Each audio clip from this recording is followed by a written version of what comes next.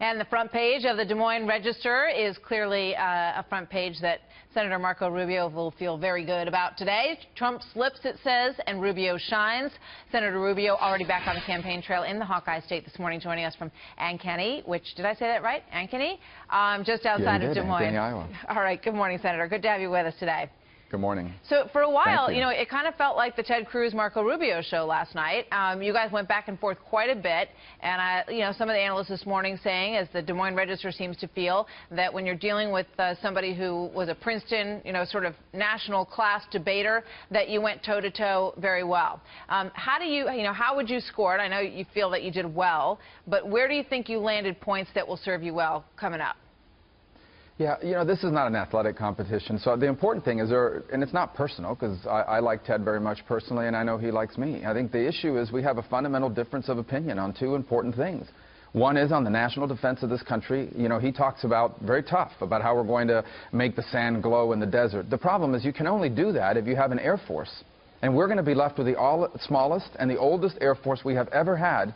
And that would only be accelerated by a budget that he supports. It's his budget. It's called the containment budget, which would dramatically reduce the size of our military even further than what's happening now. And it would leave us with an Air Force that would not have the planes or the bombs necessary to carry out what he's talking about. And then the other big difference is on intelligence. We need to know more about these terrorists today than ever before. And right now, we do not have access today to phone records going back 5 years. They're going to be deleted because of a law that he supported, and he aligned himself with Barack Obama and Chuck Schumer and the ACLU and every other liberal group in America that got rid of this program. And so now, not just moving forward, but the old information we have, we can't even use anymore. We're at a time when we need more tools in our intelligence toolbox, not less. All right. So I thought last night exposed those differences. You heard Chris Christie, and he said that the back and forth between the two of you made his eyes glaze over, and that it takes a governor to have that kind of leadership, that he has more experience, that people who are in that position are better that basically America's been dealing with someone who was a one-term senator, and many of them feel, his critics, that it hasn't worked out so well.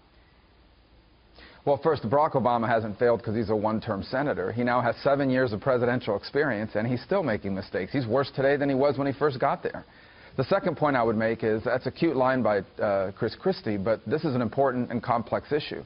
And we do need to have an in-depth debate about our intelligence programs, about our defense capabilities. Again, all this tough talk. Ted stood up there and said, I'm going to utterly destroy ISIS. Anyone can say that. What are you going to do it with?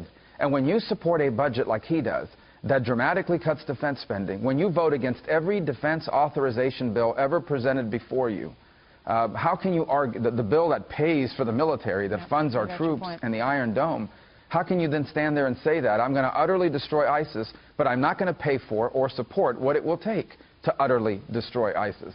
So these are important differences, and I thought that was important last night to talk about in the debate. One of the things that you didn't take an opportunity to do last night was to really go after Donald Trump, which a lot of people thought was interesting because they felt like you had an opportunity to do that. When they asked you about his idea to ban Muslims, you sort of kind of touched on it, and then you moved right away. Why'd you do that? Because it's not a serious idea, and I'm not going to spend valuable 75 seconds on a debate stage talking about something that's never going to happen. Yeah, but you have to eventually. But eventually, somebody's going to have to deal with Donald Trump, because he is absolutely right. He's at 42, and you're in the teens, and the rest of them, who many thought were going to be on top, are in single digits. So how are you going to deal with that? But I've dealt with that idea. I've already dealt with the idea. I've said it repeatedly. They know my answer on that issue. They just asked it because they wanted to ask it on the debate stage in the hopes that it would spark a fight between us. It's not a serious idea. We had the largest terrorist attack in America since 9/11. Everyone was focused on that. He didn't like the fact the media wasn't talking about him, so he comes up with this idea, which is not a real significant idea. It's not going to happen. I want to refocus us back on terrorism. These terrorists are the most sophisticated group we've ever confronted. They are radicalizing Americans already here. They are trying to sneak people into this country now. They are growing and expanding their grip on territory in the Middle East and beyond. They are actively plotting in Europe, in Jordan, increasingly in Yemen. we need to be focused on this threat, not debating a plan that is not going to happen, and everyone knows it. All right. So, I mean, I understand that that's where you want the focus of the debate to be. Number of people this morning reflecting on last night said, you know, it was interesting. You came to the table with a lot of good points, did well, but that it didn't really change the dynamic of the race that much. That when you walk away after last night, you're probably going to see Donald Trump still on top, and you and Cruz and a few others sort of in that second tier, and that you're locked there. And the other thing that folks like to say about you a lot is that you might be the best person to take on Hillary Clinton, but that you're going to have a tough time winning this primary race. And you look at, you know, Iowa, South Carolina, New Hampshire, where you're doing well in all 3 states, but you're not winning any of them. What do you say to them? Right. Well, it's December, and as we know, and I know it feels like it's almost here, but the truth is that as we get into the holiday season, people are going through Christmas and New Year's. When we come out of this holiday season, especially in Iowa and in New Hampshire, voters are going to begin to focus in and say, now's the time to make a decision. You've seen this happen every time. It's going to happen again. And that's what all of this cumulative effect of all these months of seriously talking about these important issues is going to begin to take hold. I am supremely confident of what it's going to mean for us in Iowa, where we are right now, in New Hampshire, where we'll be later today, and the other states that you've mentioned. I feel very confident about what we're running on. What I'm not going to do is change who I am. I will continue to run for president based on who I am and what I've done and what I will do if elected president.